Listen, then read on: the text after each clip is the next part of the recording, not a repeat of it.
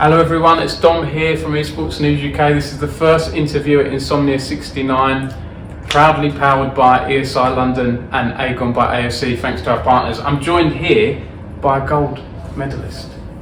You've got the gold medal here. It's Emzii. How's it going? Very well, thank you. Thank you for having me, and thanks for me being your first interview. Wow. Yes, fantastic. So you were people you could have had. Here we are. I'm happy to be here. And tell us about yourself. So you won the gold medal in e-football for Northern Ireland. Yeah. At the Commonwealth Esports Championships. Yeah. So it was it's a bit of a random thing for me to take part in e-football. Like I'm a diehard Arsenal fan. I watch football every day. It's on anyway, and I just was given this opportunity to represent Northern Ireland. I didn't know what it was for. I applied. Turns out it was for e-football. I was like, "Is that like FIFA?" And they're like, "Yeah, it's Pro Evo." I was like, "Oh, okay, I know Pro Evo is." And then I just applied. I got through. I got selected. Got the opportunity to go to the Commonwealth. And then by that point, once I knew I was going, I was like, "Well, I can't go and not win. So I have to win now." So a lot of hours and a lot of practice to get me there. That's amazing. Had you played much of PES e-football before? Not a game. So to get through is pretty impressive. Have Yeah. you thought about going on the bigger stages? Because I know that PES e-football, we have had some UK talent over the years. I'd love to. If the opportunity comes up and I get the chance, for sure, yeah. Because as I say, like football's a solid 50% of my passion between football and gaming. So like if I can match the two together, perfect. The problem is there's already so many established people, and like the only reason I got as good as I did is because of my coach, and he's currently ranked like 139th in the world on eFootball according to the leaderboards. So it'd be pretty mad if I got a spot before him.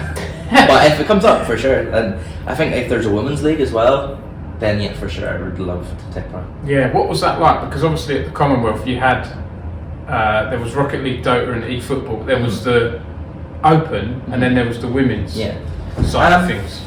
So it's kind of like a means to an end, to be honest. So you have just the sheer numbers, especially in like a sports game, of men to women. We want one league basically. Mixed, yeah. But just sheer to the numbers, if you have a women's league, you get to showcase more women's talent. Whereas if it was just mixed, you would only be able to showcase the top women's talent. You wouldn't be able to showcase everyone else because, again, just pure numbers. Like, so it is a means to an end. We don't want it, but it helps grow more female talent and then helps move over to that open league where everyone meets in the middle. It obviously meant a lot to you. You came out on social media and after the win and showed how passionate you were and how much you meant. Has it sunk in? No. It still hasn't sunk in, even with that around your... Yeah, look how scratched it is. Like, I don't take this off. This goes everywhere with me. I'm like, hey, gold medal. You don't take it out on nights out, do you? No, Someone might pinch Well, I think I did the first night, which is why I got most of the scratches and why my hangover was so bad. But I just won it, so I was like, I gotta have it. I gotta wear it everywhere. But no, yeah, it meant so much. Like, just the steps that was put in for inclusivity of trans people and allowing me to enter, the fact that I'm like the first trans person from Northern Ireland to ever represent their country, as little as people back home may pay attention to that. It means a lot to me, and I'm sure it means a lot to other people like me that we're given this platform and stage. And it comes with obviously hate, but I'm not happy to take it. But if me taking hate will lead to one or two comments of genuine sort of inspiration, then it's 100% worthwhile. I was going to ask about that because that's what I saw. I think from the esports crowd in general in the UK reacted very positively. I know a lot of people and followers of Esports News UK who are very pro diversity, very welcoming of all backgrounds, colours and creeds and so on. What was that like? Was that difficult? Because there was I think a tweet from the Global Esports Federation who ran the Commonwealth, the Esports Champs, right, with the Commonwealth Games Federation, and there was a lot of negative, hateful comments towards some of the transgender players. Not just yourself. There was others. I think on Esports England and maybe a few others. There was loads of it. Like that's how great it was. Because I went over and first of all I was like, I'm going to be the trans person. It's going to be like, oh, you're just the nominated trans person to cover diversity. But I wasn't, and there was so many more of us, and I think being in that atmosphere, being surrounded by all the same people who we're all like-minded, we all were there because our passion for games, and you know, we're all so open to everything. It doesn't matter, as you say, it doesn't matter who you are. Yeah. But then when it goes online, it opens up to the entire world, and there's so many people who are just trolls, will just say things we mean, and just so many people who aren't educated, that don't know what they're talking about, that will then be like, you're a man, and it's just like, stop, like, and it hurts. It's not fun to read, but again, without exposing that and bringing light on that, it'll never change. You know, if you just go, okay, turn off comments, move on, you're taking away any positive comments as well as the negative ones. I have to ask, and I've asked this to several women over the years as well, slightly on a side point, around the whole issue of toxicity online in solo queue. A lot of people say we have a lack of female talent at the top level, women at you know, top playing level in world championships in general, because the hate they receive in solo queue. People say, oh, but it's mixed, you know. But yeah, but for a lot of the women, they don't get to that point, or don't want to get to that point, because they're sick of having to mask their voice and things like that in CSGO solo queue or whatever it is. Have you? And when I ask women who've had that abuse, have you had that abuse in real life? They say never, because people, I guess, don't have the guts to say. Have you ever had any of that abuse in the esports world? Or yes, to both. So let's just say eFootball isn't my main game. Well, it is I guess now, because it's the one I've been most successful in. But I want to get back into FPSs, so CSGO and Valorant is my current addiction. I stopped playing CSGO because of my solo queues. I couldn't, like, I'm the kind of person who's proud to be me, and like, you have a display picture on Steam, mine is always my face. Yeah. For some reason, then a guy will see a picture of a girl or my face, and I'll look female enough to pass it. I think I do anyway.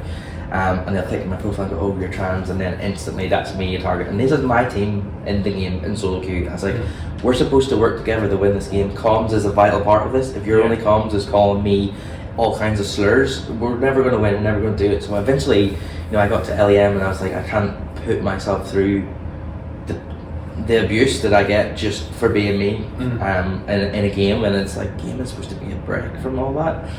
Yes, it's supposed to be fun and competitive, but like, you don't want to take abuse. And then to bring that on, like, in the outside world, I'm openly trans. I'm like proud of who I am, proud of my journey, and I think anyone who's like me should be proud of their journey too.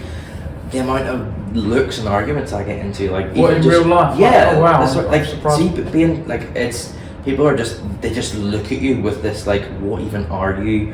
You know, catch yourself on kind of attitude. Like, I got off, so I'm staying over in the NEC, which is the wee tram that goes back and forth.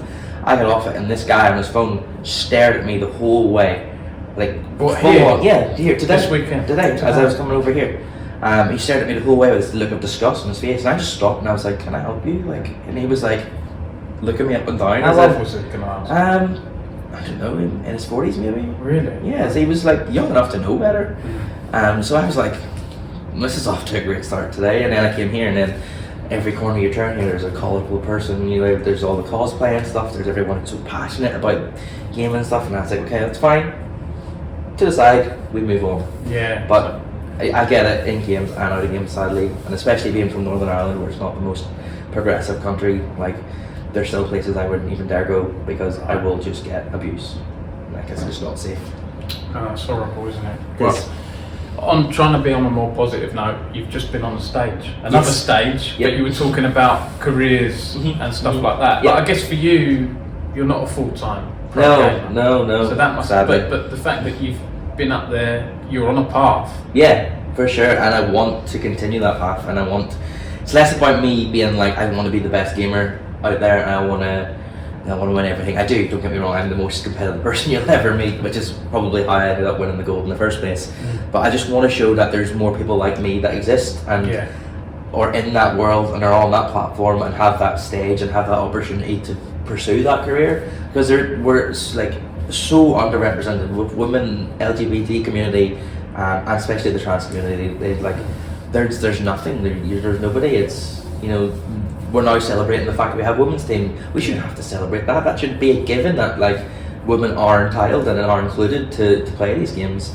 And the fact we're on this battle to try and like push women gaming, it's sad. it should be on level pars. It should be equal 50-50, and eventually once we have the numbers and everything, it open leagues for everyone. I do believe we'll get there. Yeah. I think it's going to be maybe quite a way off yet. We've got a long way to go. Some of the big leagues, LEC, things like that, there's no women. It's going to take a bit of time, but hopefully we'll get there. But Ems, it's been a pleasure talking to you. Is there anything else you'd like to add? I feel like we've covered the things I wanted to cover. How about you? I think that's everything. I just want to help people be themselves and be better versions of themselves. Really, I just want, there's enough toxicity in the world that if you're going to be toxic to me, you better be sure that I'm going to take that negative energy and use it into something positive. And like all the hate comments and stuff on my videos, on my tweets, what they don't realise is that pushes me up the algorithm, and then more people see it, and I get to reach more people. So who's the real winner? 100%. Well, on that note, Ems, it's been a pleasure talking to you. You too. Good luck, genuinely. I think you're a great character and an inspiration as well. Gold medal as well. And thank you everyone for watching this. Follow us. Follow Ems. Emzii192. There we go, on Twitter, right? Yeah, Twitter, Emzii192. Everywhere, every social media platform, and you can look up. There we go. And I'll see you next time.